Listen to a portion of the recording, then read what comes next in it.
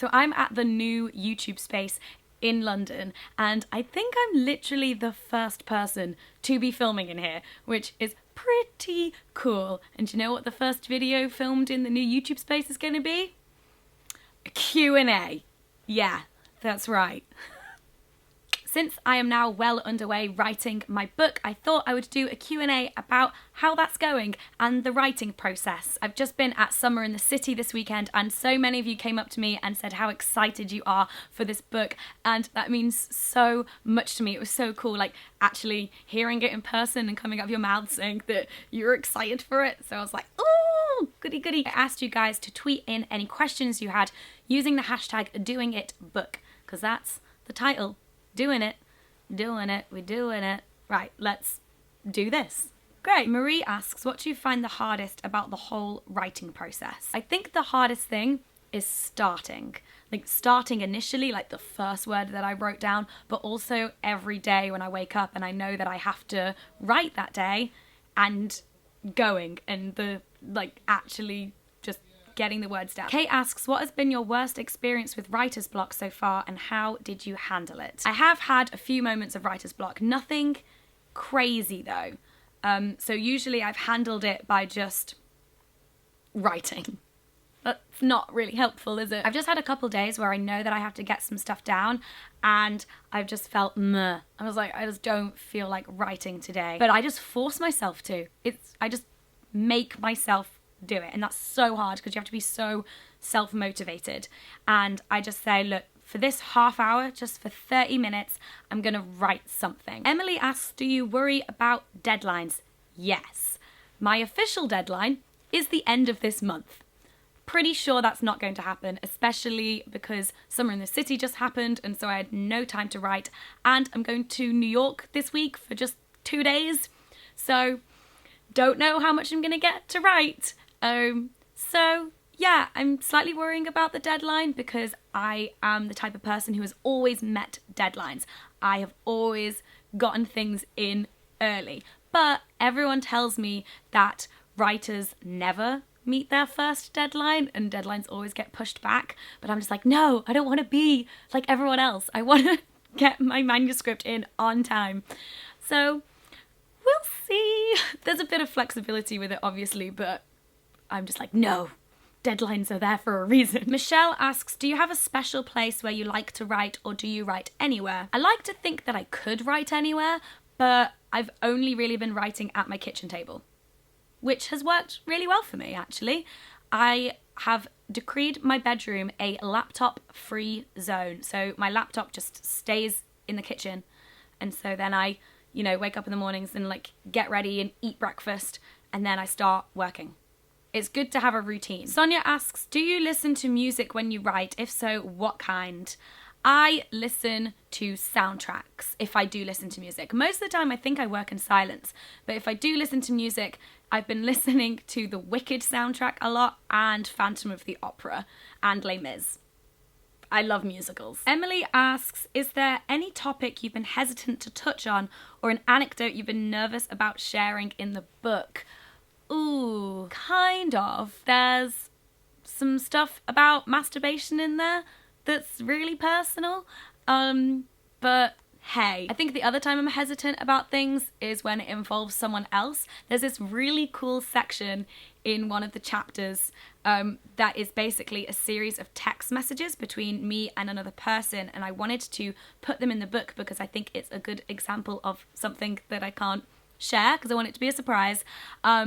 But I had to ask that person if it was okay for me to share those text messages, and also they're anonymous in the book too.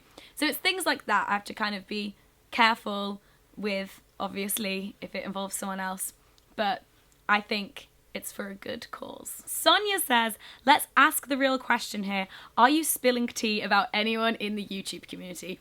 Well, Sonia, wouldn't you like to know? I think there's probably instances of a lot of YouTubers appearing in the book in various ways, shapes or forms, either in an anecdote or they've personally contributed something themselves to the book, and some of them will be anonymous and some of them won't. So that's all you're getting. Georgie says, will the Banging Book Club be reviewing your book? We'd better be. Jenna asks, will you be doing a book tour? If so, where will you be visiting? Yes, book tour. I really, really want to do a book tour. And I don't just want to like go to bookshops and do signings. I want to create a live show, like a big thing that I can put on. And I think it'll be really challenging, but it's something that I really, really want to do. And where I'll be visiting, no idea. Probably UK cities to begin with, but we'll see. Would you like a book tour? Would you buy tickets to like a live show book tour thing? Just a Fangirl says, how much about your life are you going to share in it? Like, to what extent will you share to? Good question. So in the book, I definitely share a lot more than I have on this channel.